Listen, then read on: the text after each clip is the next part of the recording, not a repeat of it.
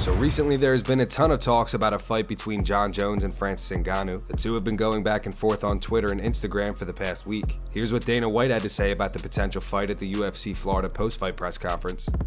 Yeah, I mean, anything's possible. I mean, I don't know if those guys really want that fight. You know what I mean? Let me tell you this, and I'm not saying this is the case with these two.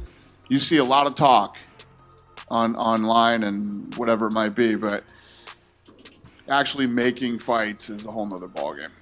Jon Jones responded on Twitter saying that's funny.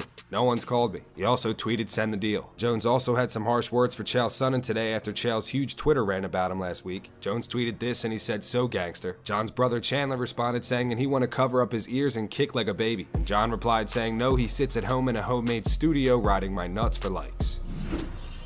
Alistair Overeem speaks on his TKO victory over Walt Harris. Overeem also speaks on getting dropped in the first round. Well, for me, it was not difficult at all because it's a sport, it's a job. You know, of course, Walt has been through personal tragedy, which is awful. But yeah, it's a sport. I see it as a sport. It's a game, right? It's a way of making a living. So Walt is a cool guy. Don't get me wrong. We'll probably train together. You know, we were kind of friends before a little bit. But I just see it as professional, you know, nothing personal. Well, it was definitely trouble because I got dropped. That's number one. Number two, I got cut, right? And, you know, you have a man who's 275 standing over on top of you trying to finish you. So definitely we were in trouble. He's very athletic, right? Very fast, very powerful. So we were in trouble for a little bit. Fortunate I was able to reverse the situation and get the finish on Walt. You know, my heart went out for him for the situation, but also we were kind of talking before, hey, let's train together. We were doing the PR tour. Very cool guy, you know, works hard, trains hard. So just to reassure him, you know, let's train together. Let's get better, right? Let's make each other better. After UFC 249, Henry Cejudo gave props to Demetrious Johnson. The pinnacle of my UFC career, man, there's a lot of great ones, but I think it was beating Demetrious Johnson. Even though a lot of you guys probably don't think I won, but I'll take that razor-thin victory because Demetrious Johnson is a very special athlete, a very special mixed martial artist. And if you're to ask Triple C who was the greatest mixed martial artist of all time, it's Demetrious Johnson. Mighty Mouse has since responded to Henry. He told MMA Junkie that was awesome that Henry Cejudo said that. I've never had anything bad to say about Henry. I think he's hilarious with the whole Triple C. You can't deny that man. Flyweight champ, bantamweight champ, and let me remind you, he's got a gold medal too, so yeah. I think him beating me was the big thing in his career, especially that he sees me as the greatest of all time, and for him to say that, it's awesome. If he wants to start the next chapter in his life, have kids and get married and keep on whatever follows that, that's fantastic. I do nothing but support him. If Henry Cejudo retires, I think he's had a phenomenal mixed martial arts career. I understand what he means by going out on top, and he doesn't want nobody to take that away from him, because if somebody comes and beats him, then everybody will look back at his career and say, oh, he didn't do nothing great. But that's only if he allows people to take that away from him. Only time will tell if he's really retiring. It could be a money ploy, it could be a tactic for renegotiating, but if he retires, he retires. If he doesn't, I mean, he's still young, he's only 32 years old. Mike Tyson recently gave some advice to Francis Ngannou following his 22nd KO at UFC 249. Tyson says that Francis needs to up his trash talk. On the Hot Boxing with Mike Tyson podcast, he went on to say, you've got to go out there and make challenges. You've got to make your challenge here. Go and talk. Make challenges with these guys, put them on television shows. Go on television shows and say, why am I not fighting? I know you're scared. You should go, everybody is scared of me in the UFC. Have pride for your family. Your mother, your father, your sister, your children know you're a coward. Show your family some pride. Put pride on your family's name, you coward. Your family name is going down. You're the head of your family and you're a coward. Think about your family. This is what you think? That means I can have your wife. This is my family now. If you're not going to fight me, this is my family now. You're a kind man. I'm a kind man, but I do it to get in their heads. I had to get in people's heads. Justin Gaethje, in a recent interview with Brett Okamoto, speaks on Conor McGregor. Gaethje says that Conor is losing so much respect in the fight game.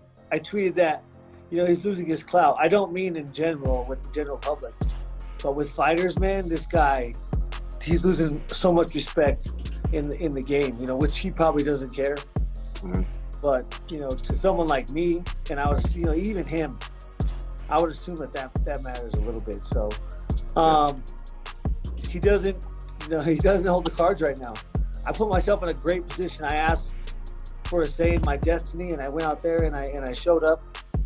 And now, now it's crazy. I'm in a spot I can pick between Khabib and Conor right now. If I want to fight Conor, I can fight Conor. Believe me. Of course I can. Well, why wouldn't Dana want to put that together? But that's not the fight I want. The whole his only ploy is he's Mr. Red Penny Night. Not everyone's a greedy like him. I think, for one, whenever I beat Khabib and then I beat Conor, that's, in these times under this microscope, legendary, absolutely legendary. That would be almost unmatched in the history of what we do. So to be in that position is, that feels great. You're waiting for Khabib. That's your next fight, 100%. Like nothing could happen that would take you another round in the meantime. No, I mean unless it wasn't going to be this year. Yeah, that's the fight I want. That's the fight I earned. I deserve. That's the only fight out there for me right now. I'm glad I have a little bit of say. Because one thing I want to focus on is bringing a little bit of legitimacy to the process. I want young guys to know that when you come into the UFC and you win, you fight someone in front of you. You lose, you fight someone behind you. And if you win enough times in a row against the ranked guys and you get an interim belt, that you fight for the title. And that's how the process should work. There's playoffs, NFL, MLB, NBA, they all got playoffs. So that they know how it works. There's an answer. We don't have that as UFC athletes. So I'm glad that I get a little bit of say. So that's the only fight. That's the only fight that's right. The referee who reffed the main event fight between Anthony Smith and Glover Teixeira speaks out about the MMA community, saying it was a bad stoppage. He posted this to his Twitter. He said, "This sport of MMA is beautiful, it's pure, and an incredible teacher. Some lessons are more harsh than others. I've seen a lot of opinions about what should have happened, who was at fault. But let me be clear, there is only one person to blame, me. I am responsible for each fighter I am entrusted to oversee. I will take this experience, make the necessary changes, and get better." And Michael Bisping on the Believe You Me podcast speaks on the current status of the UFC heavyweight division. Bisping explains why he feels like Stipe may be stalling a bit for his next title defense. Yeah, I like what you said. 1 year. If you don't defend your belt within 1 year, I feel like there should be a hard and fast rule about that. As you just said, I'm reiterating, but I like that. 1 year, I mean, unless it's a really, really bad injury. If it's a bad injury that's going to take longer than a year to heal, then that's just really unfortunate. But generally, most injuries are going to heal up within 6, 7, 8 months. Even if you get a pretty serious surgery, 8 months you're back on your feet. You've still got another 4 months to train. Well, because I've talked about this a lot. When you're the champion, doors open. And you get used to that luxury lifestyle. You get used to everywhere you go, everyone calling you champ, and you're staying in beautiful hotel suites. You fly around the world first class. You get in seminars and appearances and movie roles and all kinds of things because you're the champion of the goddamn world. Out of 9 billion people, 1 per weight class, and that's you. You're the man. So I'm not saying fighters do this, but you could understand it if they were to stall it out a little bit. This would say, hey, listen, I got 12 months and I got to fight. So it would solve problems. I like it. It's a good suggestion. And once more, Francis Ngannou scares the shit out of me. Could you imagine? I mean, we talked about this when he beat Cain Velasquez, but I want to talk about it. Imagine you're in a bar. Francis Ngannou is in the bar. He's doing shot after shot. He's having an argument with his girlfriend, and then someone puts his hands on him for him to calm down, and then he just loses it and fucking just starts. He's blackout drunk and starts going wild. I'm going up to my hotel room. I want no fucking part of that. Francis Ngannou swinging like a motherfucker. Fuck that. I'm out. DC, he's all yours. Yeah, and those fights. Fortunately, I've never been a part of one that's lasted 20 seconds. But I always think every time when that happens to somebody, they must think, well, I always think, because I know training camps are grueling, right? And they take it out of you, and it's a stress, and you break your body down, you make so many sacrifices. For what? For going out there to get knocked out in 20 seconds?